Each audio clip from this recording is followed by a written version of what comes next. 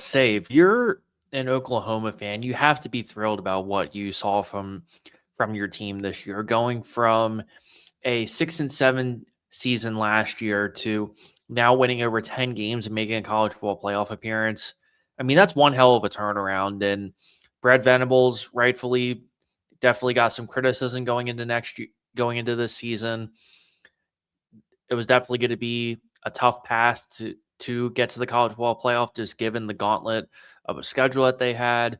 Certainly, nobody was entirely sure how the Arbuckle Mateer relationship would kind of transpire as the Sooners kind of went into the season, but ultimately, I mean, it worked out as well as it could have given the circumstances. And granted, there's definitely some things that they still have to work on the offense side of the ball.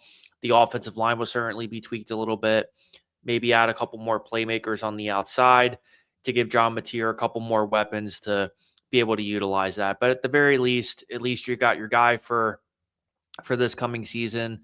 You have some guys in the transfer portal that you're going to go after, and Oklahoma just feels like a team that is due for a strong season next year as well. Because when I look at Oklahoma right now, they have a lot of positives going for them, and I think especially in SEC circles necessarily, they get overlooked a lot, right? And when you look at Brent Venables, his classes, they were ranked 8th in his first year, 6th, and 9th in his first initial 3 seasons. And then it took a little bit of a dip after a 6 and 7 season. And obviously, when it was the school's first year in the SEC, we knew that was going to happen a little bit. But I think what's most impressive is under Jim Nagy's direction, Oklahoma has just gotten better and better in terms of the recruiting trail and more particularly in the transfer portal. But at the same time, too, what's Oklahoma's bread and butter always been anyway, right? Their bread and butter has kind of always been being able to develop those underappreciated 3 and 4 star kids and being able to truly develop them into legitimate playmakers and difference makers that we kind of see right now. Because just like in 2025, the 2026 class also has seven 4-star kids. And the two that I'm most excited about, I would definitely throw some love to Derek Johnson II. He's a cornerback, super athletic, super physical, somebody that I definitely could be a contributor maker sooner than later. And also a couple of these wideouts too, such as Jaden Pettit and Daniel Odom, who I think are definitely going to be guys to kind of look for as we get into spring training sometime in the springtime. But also, Bo Bentley too, a kid that can probably develop under John Mateer and this offensive staff for a year or so, assuming that he doesn't have to play. So, you have something there too. And, when you look at Oklahoma too, I think kind of the catch-22 with them is, as we've seen things go along, Oklahoma can only rely so much on in-state recruiting, right? And this year, that's just another precipice of that, as 4% within the state. And you kind of see how that's kind of transpired, right? But at the same time, I also want to show a little bit of love to their transfer portal class, right? And when I kind of asked myself as I was digging into this video, what are the 3 things that Oklahoma really needs right now? I would say, for me, particularly offensive line depth, particularly within the interior, a legit number 1 receiver that John Mateer can kind of have a little bit of a safety blanket, particularly within the red zone. And also a tight end as well. They lost 4 in the transfer portal, but they got some help with Hayden Hansen, a 6'8" kid, 269 pounds, spent his last 3 seasons with the Florida Gators. I'm very familiar with him. Definitely going to be an absolute machine, especially in the red zone, just like I said before.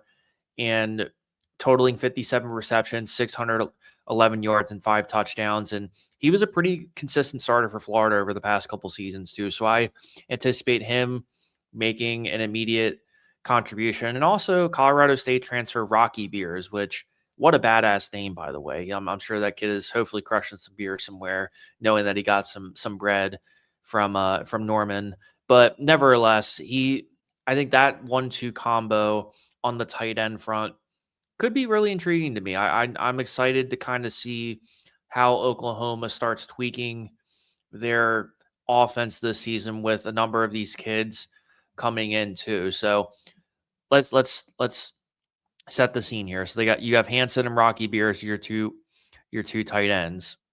Also to mention about John Mateer. And by the way, I do like John Mateer.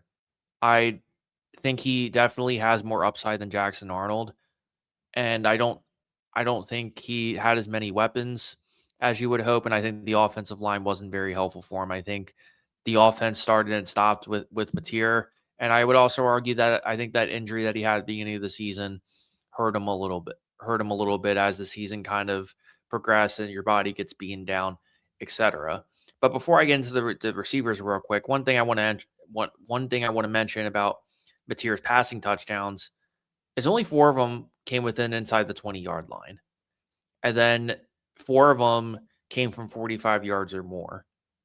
So I guess my focus is going to be, if you're Oklahoma, in terms of what Sooner Nation kind of look for in terms of this offense. I'm very intrigued to kind of see how this team continues to make strides going, for Venables, his 5th year. But most importantly, how do they become more versatile, right? Because I would make the argument that if Oklahoma legitimately had that number one receiver, we would have been talking about Oklahoma completely whooping Alabama. And by the way, when I previewed Oklahoma and Alabama, I thought Oklahoma was going to win that game. So for me, it was certainly a shock that they gave up that big lead too. But that should still, regardless either way how you dice it. I mean, getting 10 wins and making the college football playoff is certainly anything more than I certainly thought would happen. I'm sure most of Sooner Nation would agree with that too. So hopefully all of you guys are on board with Venables and the staff, because I certainly am.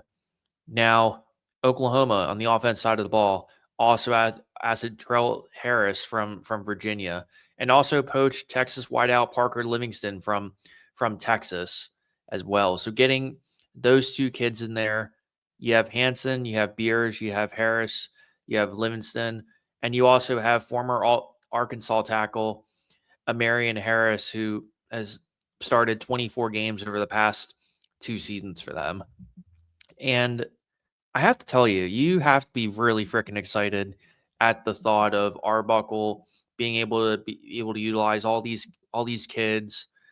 They all, in a lot of different ways, possess talents that simply they didn't have last year, right? But again, there are a couple, kind of cliff notes to this, or concerns that you have as well. Number one, their SEC slate is going to be still just as tough for next year as it was this year. There's still a couple things offensively that John Mateer is going to have to fix. I mean, here are the things I love about Mateer, right? Dual threat kid, super impressive arm strength, can make those quick reads, can excel at those pre-snap reads, those adjustments. He's phenomenal at all those things, and can make the intermediate throws when required.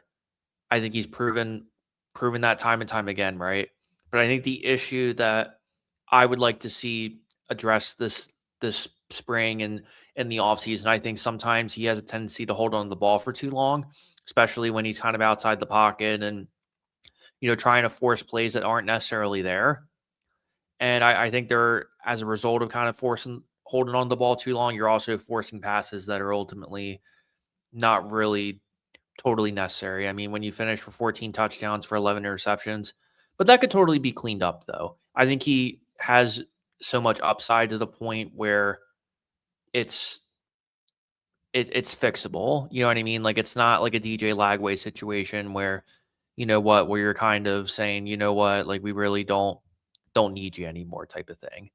Because even when you kind of look at Oklahoma's 2025 season overall, I mean, there were a number of games where I was thinking to myself, like, man, this Oklahoma team feels different than years past. I mean, especially when we want to go back and I think of that beginning game with in September, where they faced Michigan and they looked relatively impressive in that game, and then a couple years later they played Auburn, they whooped South Carolina, and then once when they lost to Ole Miss, that was kind of really the key turning point in terms of what version of Oklahoma are we going to see. And then obviously they went on a run after that, beating Tennessee, beating Alabama, beating Mizzou, and then beating LSU as well. So that's really just a long-winded way of me saying that I think the hype that Oklahoma is coming into this offseason is quite frankly warranted. I mean, they are going to have to replace a lot of production. I mean, Deion Burks was a kid that I kind of said to myself, man, imagine him at a school like Ohio State, for example, because I think that kid has so much talent, and for him to only have 57 receptions for 600 something yards, he's a kid that felt like had a lot of untapped potential in that way. I think you have once again a recruiting class that I think you have to be excited about. Now, granted, 16th is not quite what we're used to seeing in terms of top 10 repeated classes at Oklahoma, but to me, it doesn't really feel like that a top 10 class is necessarily completely necessary. I mean, I just routed off a bunch of 4-star kids that are going to be key playmakers, and if they change this redshirt rule too, the more I would probably make the argument that these kind of recruiting classes that I allude to in these off-season previews or reviews, wherever you want to call them, the less it's necessarily going to mean anything, right? Because if you now have kids that can play 9 games, then say, you know what, I get my year of eligibility, you're going to see a lot of kids who are going to be primarily focused on getting that 1 year of playing, and then that's when you're going to jump to the big school. You're not, these 4-star kids are no longer going to sit behind, Dante Moore, or they're not going to want to sit behind John Mateer. They're going to go to a baby FBS school or even an FCS school, if you will, go over there, play for a season, and then grab the bag that way. So that's kind of something that I anticipate changing as college football progresses. But if you're looking at this Oklahoma team right now, I think you have to be super excited about what you're seeing, making that first college football play 19, and addressing a number of needs that ultimately plagued you into not having as long of a run as I would argue you should have in